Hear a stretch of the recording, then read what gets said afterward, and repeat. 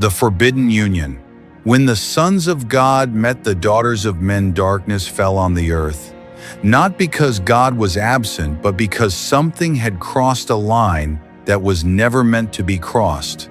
Something ancient, something forbidden, something that changed humanity forever. If this stirs something in you, like this video, share it with someone who needs it, and subscribe to the Bible Project for more cinematic Bible stories. Before the flood, before judgment washed the earth clean, there was a moment hidden between the lines of Scripture, a moment so mysterious, so unsettling, that even today, it raises questions no one can fully silence.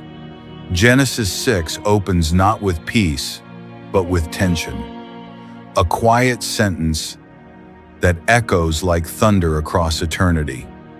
And it came to pass, when men began to multiply on the face of the earth, and daughters were born unto them.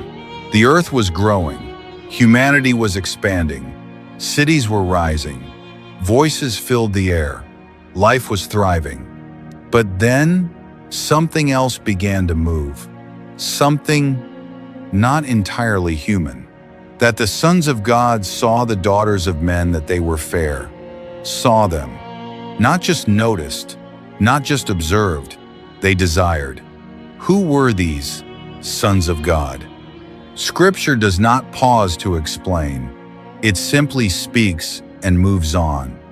But the weight of that phrase has stirred centuries of wonder. Were they angels, divine beings, rulers, descendants of a holy lineage? The Bible does not give a simple answer, but it does give a consequence. Because whatever they were, they crossed into something they were never meant to touch, and they took them wives of all which they chose. They took, not asked, not honored, not guided. They took. This was not covenant. This was not design. This was a distortion. Heaven reaching into earth, not by God's command, but by rebellion. And suddenly, the boundary between realms began to blur, the natural and the supernatural colliding. Then comes a sentence that feels like a warning, whispered from heaven itself. And the Lord said, "My spirit shall not always strive with man," as if God looked upon the earth and saw something breaking. Not just sin, but corruption. A distortion of identity, a violation of order. Something had entered humanity that was never meant to be there. And then, the result. There were giants in the earth in those days. Giants, the Nephilim, mighty, renowned, feared beings that stood as evidence that something unnatural had happened. They were not just strong men, they were symbols of what happens when divine boundaries are ignored.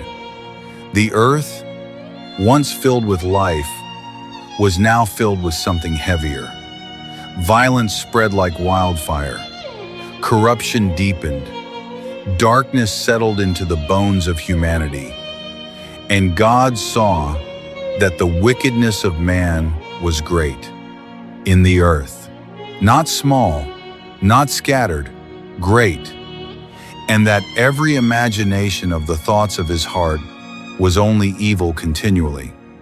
Every imagination, every thought, every intention, corrupted. Something had shifted. This was no longer just human failure. This was something deeper, something systemic, something that had altered the very fabric of mankind. And then, one of the most sobering verses in all of Scripture. And it repented the Lord that he had made man on the earth. The Creator grieved, and it grieved him at his heart. Not anger alone, grief, because what he created had become something else. Imagine it. The world God spoke into existence now echoing with violence. The image of God in man now distorted beyond recognition. The earth filled not with glory, but with chaos. And so, God made a decision. And the Lord said, I will destroy man whom I have created from the face of the earth. A reset, not out of hatred, but out of justice, out of preservation, out of a divine refusal to allow corruption to have the final word. But even in judgment, God looked and found one man. But Noah found grace in the eyes of the Lord, grace in the middle of chaos, in the middle of corruption, in the middle of a world gone wrong. God found someone still aligned, Noah, a man who walked with God, a man untouched by the corruption around him, a man who became the bridge between judgment and mercy. As the ark was built, as the skies grew heavy, as the earth waited in silence, the weight of what had happened lingered. Because Genesis 6 is not just about giants, it is about boundaries. It is about identity. It is about what happens when what is sacred is treated as common, the sons of God, the daughters of men. It was more than a union. It was a warning that not everything powerful is permitted, a warning that not every desire should be followed, a warning that crossing divine lines always carries consequences. And yet, the mystery remains. Who exactly were the sons of God? Scripture gives glimpses. In the book of Job, the phrase appears again. When the morning stars sang together, and all the sons of God shouted for joy, a heavenly assembly, a divine council, beings beyond human. Some believe these were angels who abandoned their place. Others believe they were powerful rulers who abused their authority. Others see a spiritual lineage intermingling with the corrupt. But regardless of interpretation, the message remains clear. Something crossed a boundary, and the earth paid the price. The flood came, waters rose. The world that once stood was washed away. Giants gone, cities gone, corruption erased. But the lesson remains. Because even today, the line between what is sacred and what is corrupted still exists. There are still boundaries, still designs, still divine intentions. And the question is not just what happened then. The question is, what are we allowing now? Are we honoring what God has designed, or are we blurring the lines between what is holy and what is not? Genesis 6 is not just history.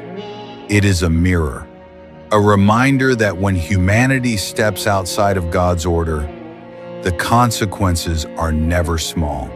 But it is also a reminder that even in the darkest moments, grace can still be found. Noah found grace, and through him, humanity was given another chance. Because God's story does not end in judgment, it moves toward redemption. From to the covenant, to the coming of Christ, the ultimate restoration, where what was broken is made whole again. And so, the forbidden union is not just a mystery to be solved. It is a warning to be heeded, a truth to be remembered, a call to stay aligned with the design of God. Because when heaven touches earth, it should be by His will, not ours. And when it is, it does not bring corruption, it brings life. If this opened your eyes, subscribe to the Bible Project for more cinematic Bible stories that bring Scripture to life.